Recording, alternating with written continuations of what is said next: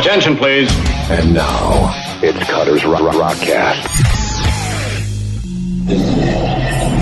More importantly, grandson is beautiful. How are you, man? You are, though. Come on, you're a beautiful soul. Think about it. All the cool things that you've been doing in the world of rock music, but not just music, and all the activism that you do. I mean, you are a beautiful soul. Thank you, man. I'm really lucky to be supported in these bizarre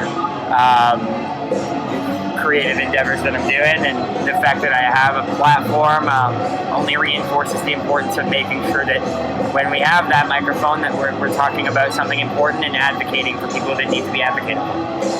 The music that you do, and we talked about this about a year ago, right when One Water was hitting, the musical style that you do, and obviously the activism and the political stuff that you do, but to incorporate that into the style of music that you do you feel that subject matter lends itself better to this sort of bluesy, hard rock, hip-hop, jazzy influenced music that you do? That's a great question. I think that, well, first and foremost, I try not to be too cerebral with what fits with what, as much as those were the things that, for better or worse, I was influenced by, and that's the music I'm going to create because that's what I get excited to make.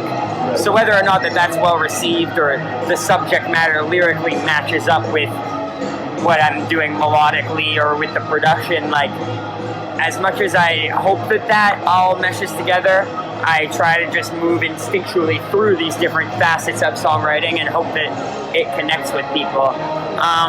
But I definitely think it was intentional to be disruptive, not only in what we're talking about, but how the message is being delivered.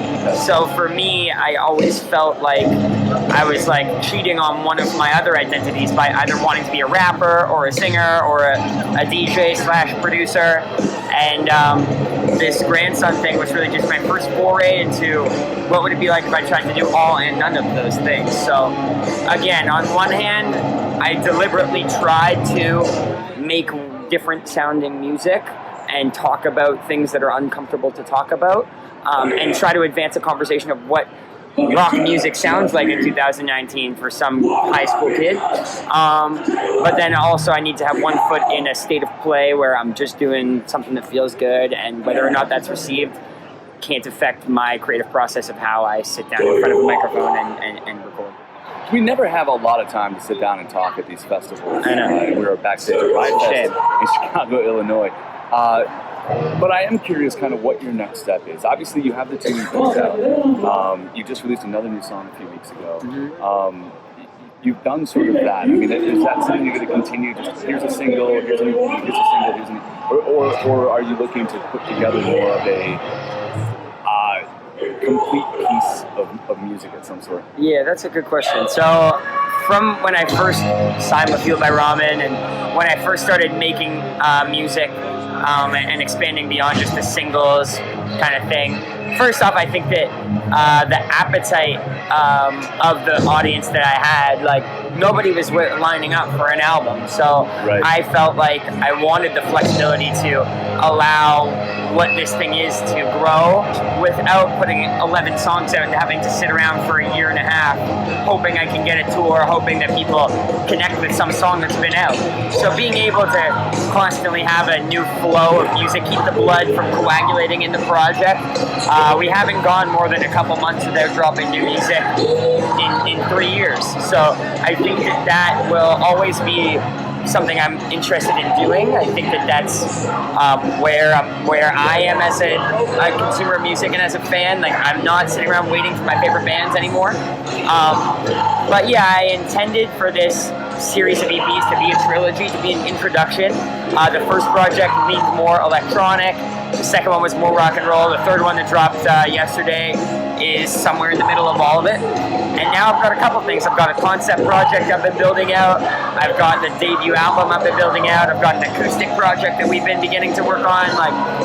And I just don't feel any particular rush. I don't feel any pressure. Like, people want more music and they're gonna get it, and whether or not I do it on their terms is like not really up to them. So, well, fair enough. But you also strike me a couple times as the type of musician who has ideas and is gonna get them out. Yeah. And gonna get them out on paper, and gonna get them out on record, and gonna get them out on whatever it may be. Kind of I try to.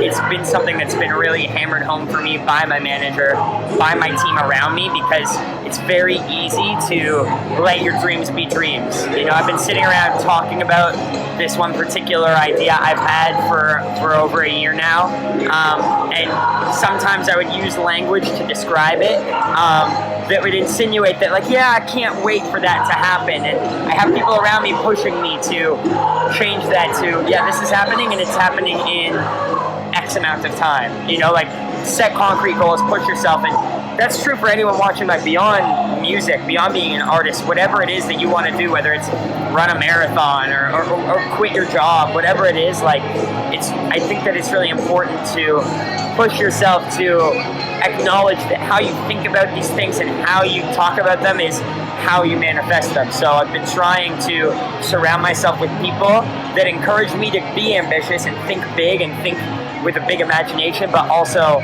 serve practically to help move me through the different stages of getting this thing done and getting it out. Because if I sat around waiting for the grandson project to be perfect, I wouldn't have a song out yet, you know? So at a certain point, you gotta just like let it out and just work on the new thing. And working on new music and new ideas has helped me deal with criticism much better as well, because I'm not as dependent on people's approval, because I'm on to the next thing. Listen to the soundtrack of War covering If You Want Blood, You Got It by AC/DC. This is Grandson, and we're backstage at Riot Fest. Thank you so much for having me, man. Thank you. See ya. Cutters Rockcast. Don't forget to tune in Exactly.